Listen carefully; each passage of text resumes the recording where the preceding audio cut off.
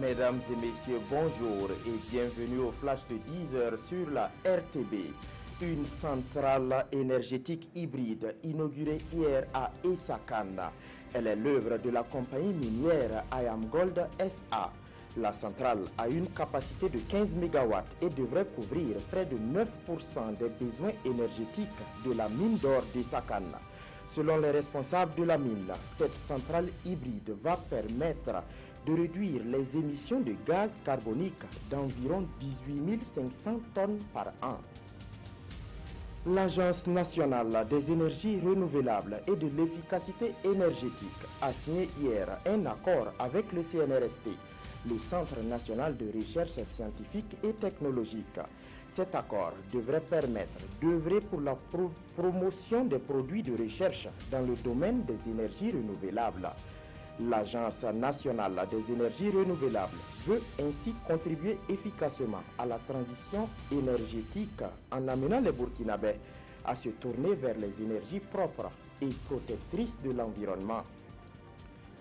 La Direction générale du budget a entamé une campagne de communication dans les 13 régions du Burkina pour présenter le budget citoyen.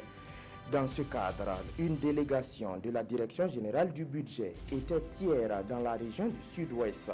La délégation a échangé avec les populations sur les réalisations effectuées par le gouvernement, notamment dans le domaine des infrastructures, de l'éducation et de la santé.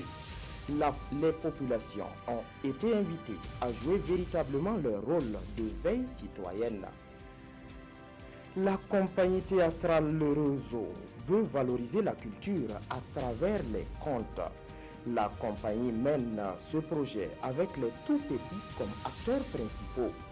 Du 15 au 18 mars, ce sont des festivaliers venus de 13 régions du Burkina qui rivalisent de talent pour magnifier la culture. Des ateliers, des concours interscolaires, des initiations de production de contes sont autant d'activités qui sont au programme de ce festival dénommé Nuit des contes. En Afrique du Sud, Jacob Zuma aura du mal à échapper à un procès.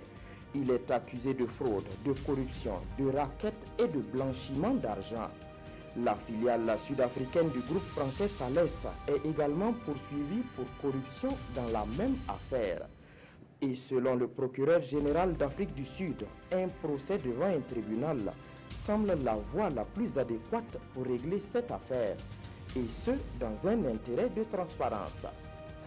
C'est tout pour ce flash. Merci pour votre attention. Marguerite Douanier vous retrouve à 13 h pour d'autres actualités.